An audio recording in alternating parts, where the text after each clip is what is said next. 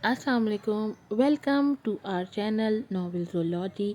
कैसे हैं आप सब लोग? उम्मीद है सब ठीक ठाक होंगे, खैरियत से होंगे और हमारे नॉवेल्स को अच्छे से एंजॉय कर रहे होंगे। लेकर आई हूँ द लाइन ब्रेकर खा की न्यू एपिसोड। और जनाब यौशा साहब को तो अच्छे से पता चल गया है कि बीवी क्या चीज़ होती है। नीमल ने तो उसको नाकों चने चबा दिए हैं। सुबह शाम सॉरी बोल बोल के जो है ना नीमल को उसने रोका हुआ है। अब देखें क्या होता है आगे की एपिसोड में। जल्दी से चैनल को सब्सक्राइब कर दें, वीडियो को लाइक कीजिएगा, शेयर कीजिएगा, बेल आइकन को ज़रूर प्रेस कीजिएगा। नॉवेल है the line breaker, episode number है 39। नीमल की जगह कोई और औरत होती तो यकीन ना करती, पर यह नीमल थी। यौशे के माजे से अच्छी तरह वाकिफ़ थी और इसी वाकफियत ने इस टाइम उन दोनों के बीच बने इस टूटे फूटे एतमाद को निगल लिया था। वो आज भी मेरे साथ रहना चाहता है, मुझसे रिश्ता बनाना चाहता है, लेकिन तुम हम दोनों के दरमियान आ गई हो। वो तुमसे कभी मोहब्बत नहीं कर सकता। वो सिर्फ मुझसे और अपने बेटे से मोहब्बत करता है। वो मुझे और मेरे बच्चे को कभी नहीं छोड़ेगा, बल्कि वो तुम्हें छोड़ देगा एक दिन, जैसे पहले छोड़ कर गया था। फिल्स की बातों से नीमल अब खाक होकर धुआं बनकर उड़ रही थी। उसे अपने चेहरे और कमर पर मिर्चें सी लगती महसूस हुई थी। यकीनन वो फिर से डिप्रेशन का शिकार हो रही थी। वो पहले भी छोड़ गया था, अब भी छोड़ देगा। उसे लगा वो कड़वे सच के भंवर में है, बस घूमती जा रही है गोल गोल। लेकिन तुम एक बात याद रखना, वो कभी तुम्हारा नहीं रहेगा। मैं कभी उसे तुम्हारा नहीं होने दूंगी। छीन लूंगी उसे तुमसे। वो उंगली उठाकर वॉर्न करती, कब उसके पास से हटी उसे पता ही ना चला। वो चलते मंजर को देख रही थी जो आवाज़ों से खाली था, बिल्कुल उसके हाथों उसके वजूद की तरह। वो तुमसे मोहब्बत नहीं करता, वो तुम्हें छोड़ देगा, मैं उसे छीन लूँगी। यही बात कर उसके चारों तरफ थी। टूटा फूटा एतमाद पल में ज़मीन बोस हुआ था। मोहब्बत शुरू होने से पहले ही दम तोड़ गई थी। ऐन बुलंदी पर खुले आसमान पर महवे परवाज नीमल के पर कट गए थे। वो तेजी से नीचे गिरते ज़मीन बोस होने के कगार पर थी कि किसी ने उसे बाजू से थामा था। उन अजनबियों में उसका चेहरा देखकर नीमल की पथराई आंखों में शनासाई जागी थी। ये सूजी थी। उसको नीमल की हालत ठीक नहीं लगी थी। उसने उसके हाथों को देखा, खाली थे, और फिर इर्द गिर्द वो उसे थामे बड़ी सड़क अबूर करते कदरे खाली जगह ले आई थी। वो बिखरी सी किसी टूटी शाख की तरह उसके साथ चल रही थी। यौशे, खुश हो जाओ, कुछ लम्हों में तुम्हें गुड न्यूज़ मिलने वाली है। वो नीमल को कॉल करने वाला था जब सारा ने आकर उससे कहा। वो फीका सा मुस्कुराया। सर बुला रहे हैं तुम्हें, चलें? हाँ। हाँ में गर्दन हिलाता वो उसके साथ हो लिया। तुम ठीक नहीं हो नीमल, क्या हुआ है? वो इस वक्त बिल्कुल ठीक नहीं थी। क्या कोई शख्स इतना नाकाबिले एतबार हो सकता है कि वो इतनी आराम से धोखा दे जाए कि आपको पता ही ना चले? वो सर झुकाए किसी ट्रांस में कह गई थी। उसे खुद पता नहीं चला था। तुम यौशे की बात कर रही हो? सूजी ने हैरत से पूछा, पर नीमल खामोश रही। आंसू थे कि आहिस्तगी से गहरे होते जा रहे थे। सूजी ने गौर से उसका चेहरा देखा। वो यकीनन अपने शौहर यौशे के बारे में ही बात कर रही थी। नीमल, तुम्हें गलत फहमी हुई है। यौशे बहुत अच्छा इंसान है। वो उसकी खामोशी पर खुद ही बोल पड़ी। गलत फहमी? वो अंदर ही इस्तेहज़ाया हंसी में थोड़ी देर के लिए खुशफहम हो गई थी कि वो बदल गया है, पर जल्द ही उसने मेरी ये गलतफहमी दूर कर दी। वो अजीब बात कर रही थी जो सूजी की समझ से बाहर थी। तुम्हारा झगड़ा हुआ है? शादीशुदा जोड़ों का झगड़ा ही हो सकता है, इसलिए वो पूछ बैठी। नीमल ने उसे नज़र उठाकर देखा। वो 20 मिनट से ये मीटिंग अटेंड कर रहा था।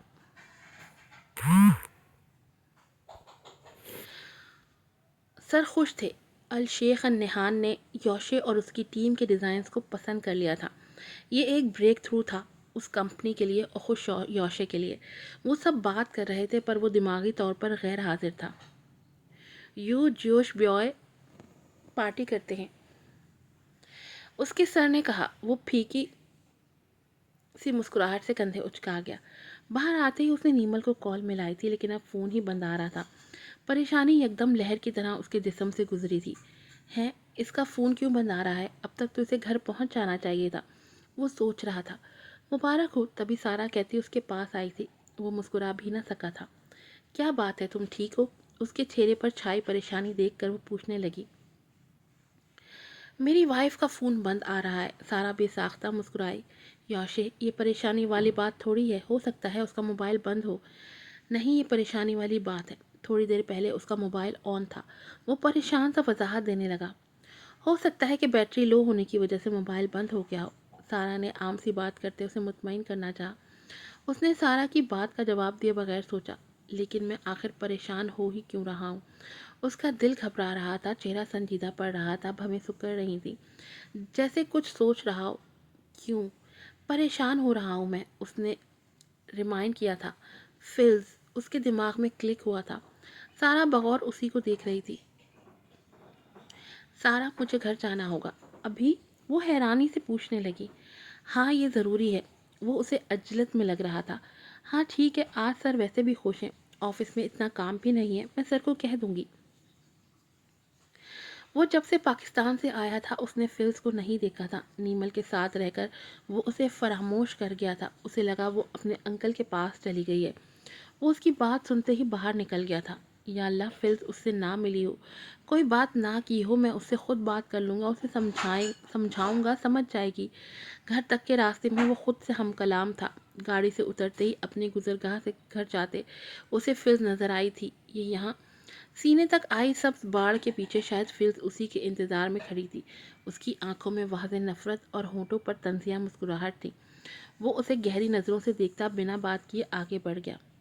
وہ واپس کب آئی تھی؟ یوشے نے یہ سوچنا ضروری نہیں سمجھا، کیونکہ وہ کسی بھی ٹائم آ سکتی تھی۔ یہاں اس کا گھر تھا۔ نہایت ہی عجلت اور بے قراری سے اس نے گھر میں گھستے ہی اسے پکارا تھا، لیکن وہ موجود ہوتی تو جواب دیتی نا۔ اضطرابی حالت میں بالوں میں ہاتھ پھیرتے وہ ایک کمرے سے دوسرے کمرے میں جا رہا تھا۔ اسی پریشانی سے اس نے پھر سے اسے فون ملایا تھا، پر اب بھی فون بند آ رہا تھا۔ پل میں اسے اپنے کندھے، اپنے دل پر دباؤ محسوس ہوا تھا۔ اسے پتہ چل گیا ہے سب کچھ۔ وہ کسی خدشے کے زیر اثر بڑبڑایا، فلز۔ وہ غصے سے انہی قدموں پلٹتے باہر کی طرف بھاگا تھا۔ وہ اب بھی وہیں کھڑی تھی۔ تمہیں ملی نہیں نیمل؟ میں بھی یہاں کھڑی اس کا انتظار کر رہی ہوں، پتہ نہیں کیوں ابھی تک وہ نہیں آئی۔ وہ اس کے کچھ کہنے سے پہلے ہی بول پڑی۔ تم ملی تھی اس سے؟ یوشے نے دانت پیس کر پوچھا۔ ہاں، بازار میں ملی تھی، اس نے لاپرواہی سے جواب دیا۔ کیا کہا تم نے اسے؟ وہ چیخا نہیں دھاڑا تھا۔ سب کچھ میری جان، سب کچھ جو تمہارے اور میرے بیچ رہا ہے۔ ہمارے بچے کے بارے میں بھی بتا چکی ہوں اسے۔ وہ بڑے آرام سے بتاتی، مقابل کو تڑپا رہی تھی، غصہ بھڑکا رہی تھی۔ یوشے کی آنکھیں پھٹ کے باہر نکلنے کو تیار تھیں، کن پٹیاں پھول رہی تھیں۔ نیمل کو کھو دینے کا خوف اس کے چہرے سے آیا تھا۔ وہ جیسے یہ سب دیکھ کر خوش ہو رہی تھی، بالکل ایسے ہی میں خوفزدہ ہوئی تھی جب تم مجھے چھوڑ کر چلے گئے تھے۔ اب اندازہ ہوا جس سے آپ محبت کرتے ہیں اس کے دور ہو جانے سے کیا محسوس ہوتا ہے۔ سانس رکتی محسوس ہوتی ہے، دل چاہتا ہے کہ اپنے ارد گرد کی ہر چیز تباہ کر دوں۔ جس سے محبت کرتے ہو اسے بھی۔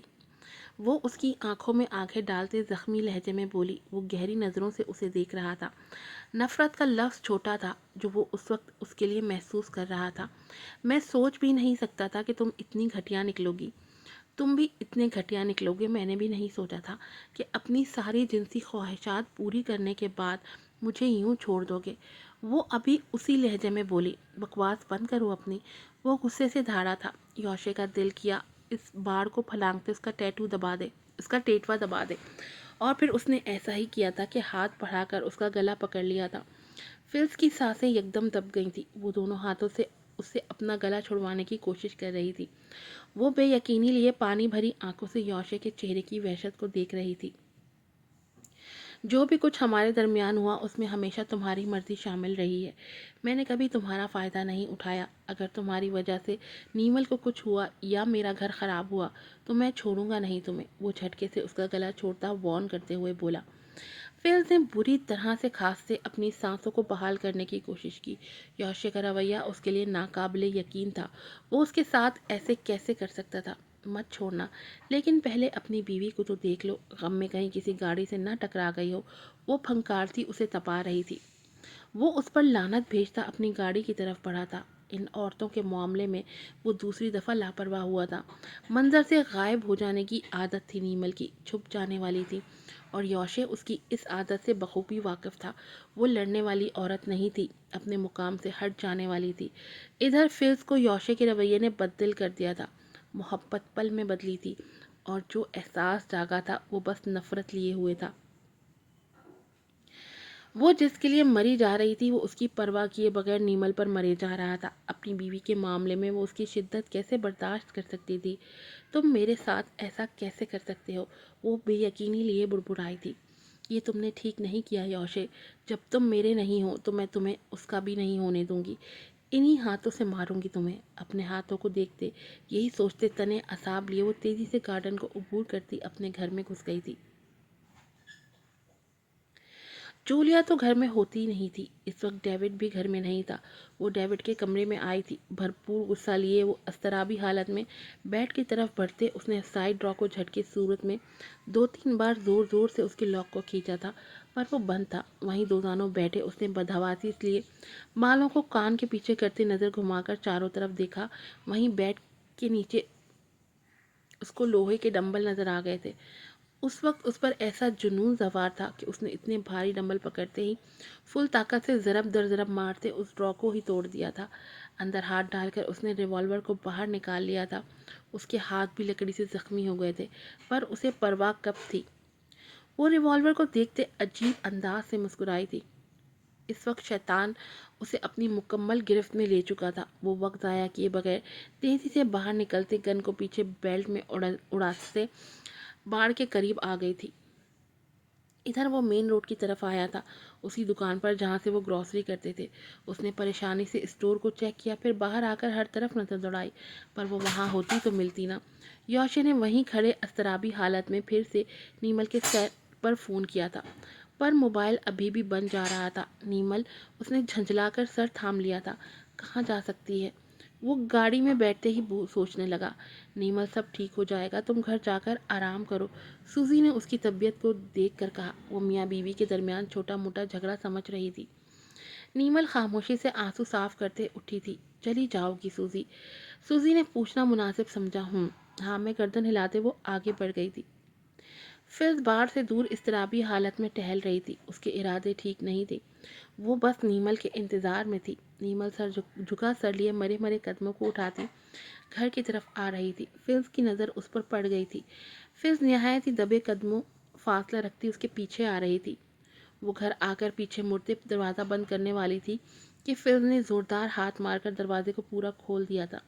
नीमल डर कर पीछे हुई थी। उसकी आंखें फटी थी। किसी चिड़िया के बच्चे की तरह उसका दिल धक धक कर रहा था।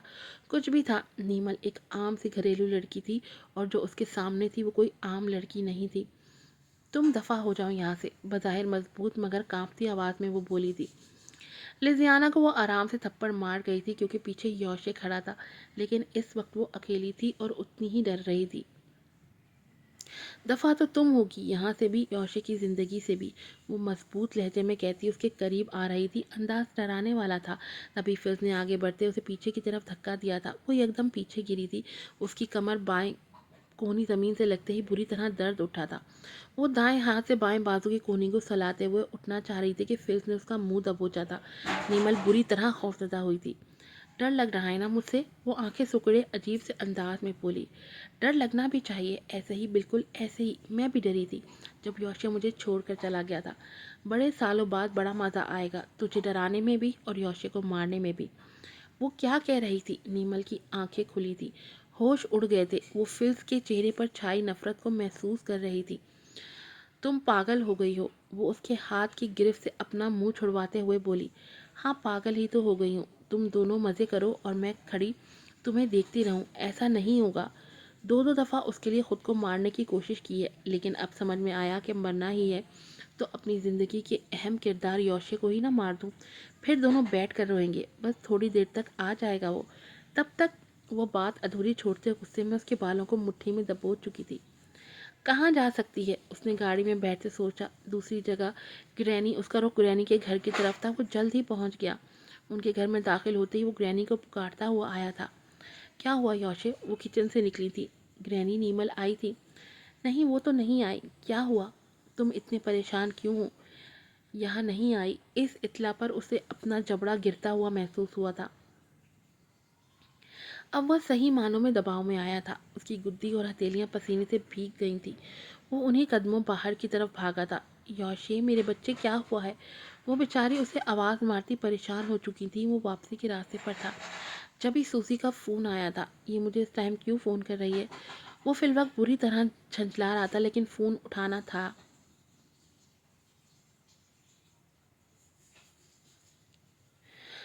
یوشے، سب ٹھیک ہے نا؟ نیمل بازار میں مجھے ملی تھی، کافی اپسیٹ تھی۔